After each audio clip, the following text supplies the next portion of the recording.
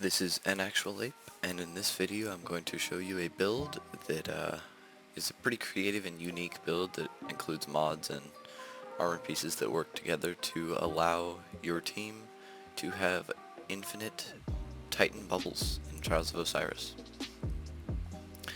So to do this, you're going to want to eat a lot of crayons. No, just kidding. What you're going to need is 3 specific mods. The first one is Taking Charge. Become charged with light by picking up orbs of light. The second is Supercharged, which basically allows for 4 stacks of charged with light maximum. We're pairing this with Crest of Alpha Lupi, which drops 4 orbs when you pop your bubble. So 4 orbs means 4 stacks of charged with light because of these 2 mods. Then you're going to want Energy Converter. And what this means is when you throw your grenade, it consumes whatever stacks of charged with light you have and converts it to super energy. And if you are above half of your super, this will not work. So you have to be below half, and it'll give you, if you have 4 stacks of charged with light, it will give you about 1/4 of your super. So, I'm going to describe it here in a custom game to show you guys how it works. So first of all, every Titan will have the same build. The first Titan will pop his bubble, the other 2 will not yet pick up the orbs. They're just going to strafe around the bubble, taking cover, using it as cover. Once Ray's bubble is almost out, he's going to notify his teammates, and Shame will pop his bubble second. Once he pops his bubble, they exchange orbs. So Shame picks up Ray's orbs, Ray picks up Shame's orbs, and they both throw their grenade. So they'll both be about half. Ray should be a little bit more than half at this point. Once the bubble is low, they will let me know, and I will pop the 3rd bubble.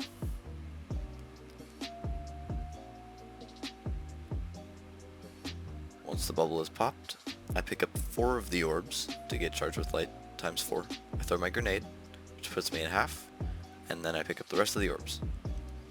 And then we just take cover in the bubble. And at this point, Ray will have his bubble back before this one runs out, and then the whole process repeats. We strafe around. Shame used the orbs, which you don't need to, but it doesn't really make a difference. He'll still have his bubble up, and then I'll have mine. So when this one is low, he will pop his bubble. And then when that one is low, I'll pop my bubble. Then Ray will have his back, and it really is an infinite cycle of bubbles.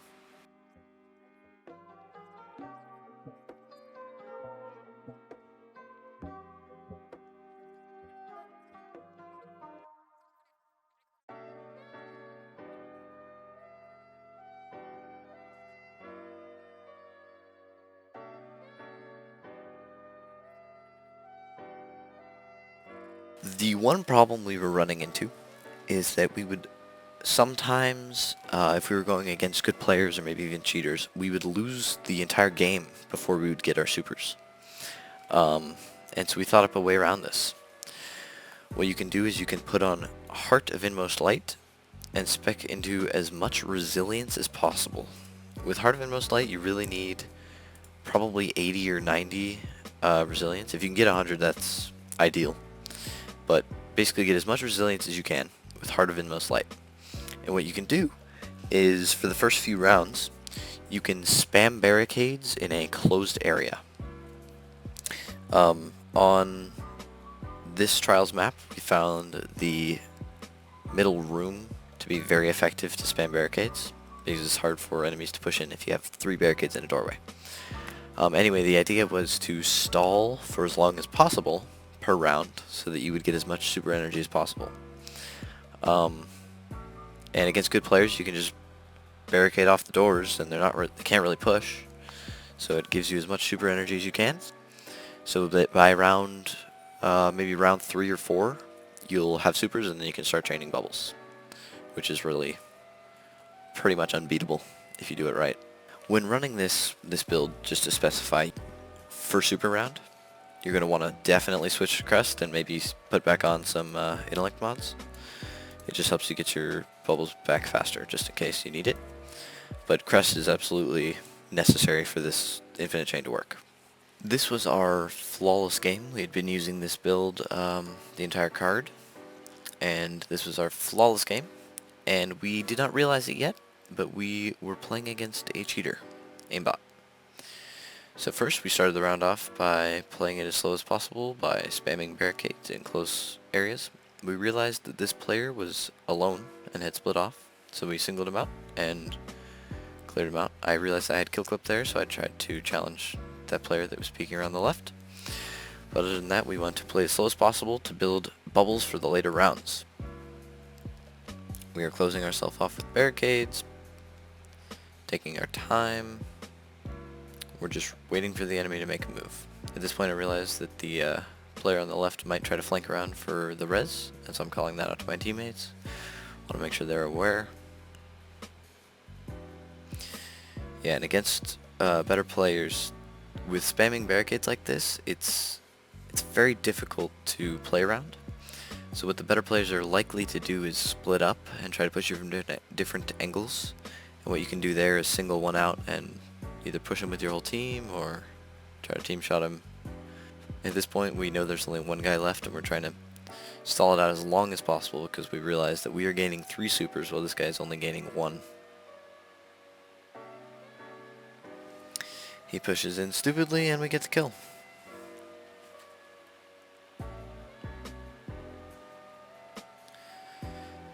First round done, and we are already halfway to our supers.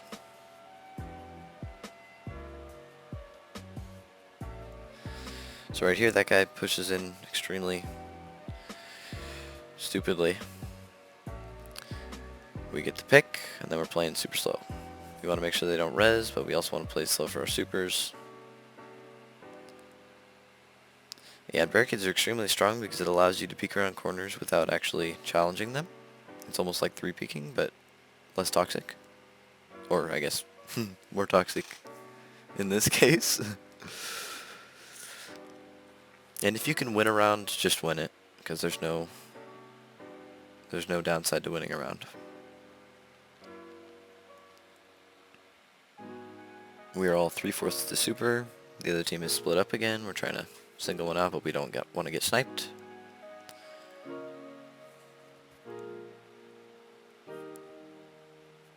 Get some barricades in the choke.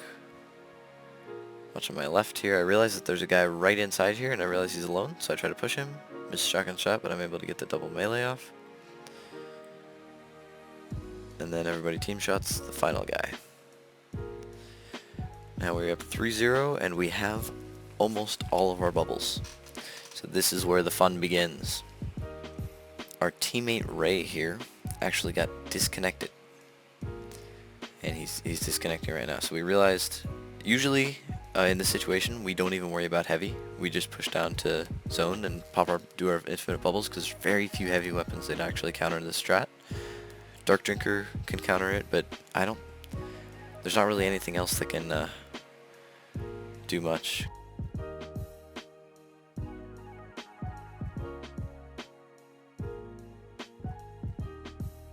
So at this point, we told Ray to Alt F4 before he got error code BAT or something, and where he can't rejoin. So we're just trying to stall so that he can rejoin. We're trying not to pop supers here. We're trying to save it so that we have Ray back. So I get a pick, and we're gonna play this pick. I realize Peril goes down. I try to get a barricade so I can res him. I'm resing him knowing that he's probably gonna die, but it allows me to have a res shield so I can push one of the other players. And then at this point I'm just aping because I have an overshield. So we take that round. That was extremely lucky because we had a disconnect, unlucky disconnect, and we're just trying to wait on him getting back in. So usually we would play in that little corridor in the middle of the map, but it's tough to get there and play that with only 2 barricades.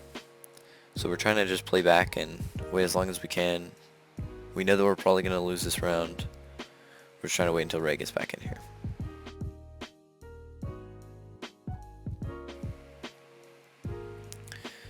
We see that our teammate joined, which means even if we die right now, it'll wait until he respawns in next round, So the step bro was the cheater there. He hit a lot of weird snipes.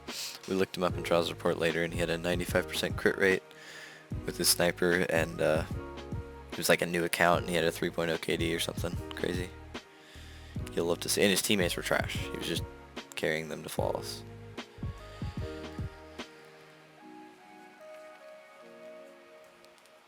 So the game right now is waiting until Ray loads in. And he actually like spawns in a little bit late once we get in here. But we realize we have 2 bubbles, and Ray has 0 super energy, but we think we can make this work. So we're getting to our spot, and we pop the first bubble. And so Peril and Ray are trying to strafe around not getting the orbs yet. And so I realized that I had bubbled with Heart of Inmost Light on, so they only get 3 orbs, which was a mistake by me. So now I'm just trying to switch to some intellect mods, because I know we're going to need it after I scuffed the bubble play. So this Storm Caller is trying to super us. We pop another bubble and just team shot him out of it. It's extremely easy to kill roaming supers. However, Thunder Crash slaps bubbles. And you'll see here that we all got killed out of the bubble. But the funny thing is, we will have bubbles this round. As you see in the top left, Ray just got his bubble. And I'm already halfway to mine, which means the orbs from his will probably get me there or close. So at this point we realized that neither me or Peril are going to get our bubbles back before this bubble runs out. So we should have waited a little bit until the enemy pushed us for Ray to pop his bubble. But it's okay because we realized we have weapons of light, we could probably play around this. We could have done a lot of the things better here, but we're trying to play it a little bit slow. We realize we're not going to have another bubble up right away. Although me and Peril are both close, I think we're about the same super energy.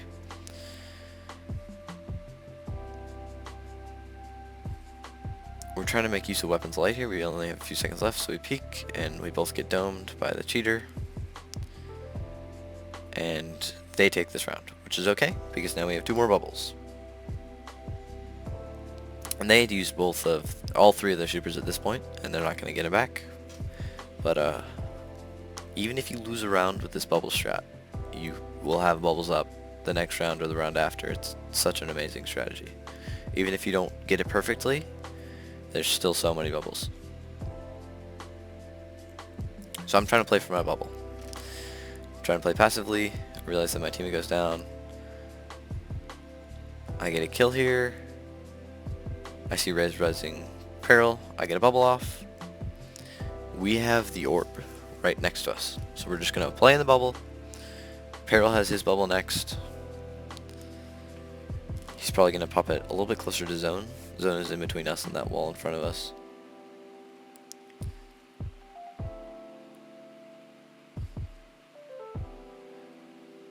This bubble is down soon. Peril gets his bubble up. I get the orbs. Ray is at his bubble. I wasn't utilizing the throwing my nade for super energy here, but that would have given me a little bit extra. I was just trying to get my nade back here, so I switched to Heart to get a little bit of nade energy from Empowered. Then switch back to Crest in case I need to super again. Ray gets his bubble up. I get close. And also bubbles are extremely strong because you get weapons of light, which just absolutely shreds with an auto rifle. If you have something like Gnawing Hunger or Summoner or Osiris Regime, it's just slaps if you have weapons of light. It's a 35% damage buff, which means you do something stupid like 30 something to the head, maybe even more, with a 600 RPM auto. Drops the time to kill to something crazy.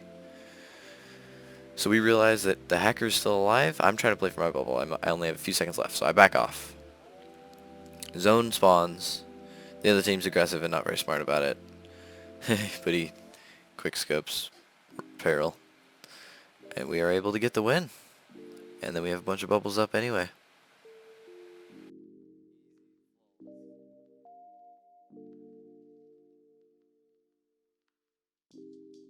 This build had originated as just something fun that me and my friends could go in and mess around in trials with, but it actually it took us a little bit of practice, but it turned out to be very effective in winning. But originally it was just kind of a meme. It was just fun. So if you guys try this and it doesn't really work out, I hope that it's at least fun, because it's kind of hilarious getting infinite bubbles down. But anyway, thanks for watching the video. If you liked the video, please leave a like. If you didn't like the video, go ahead and leave a dislike, but at least let me know in the comments what I could do better next time. Thanks, and see ya.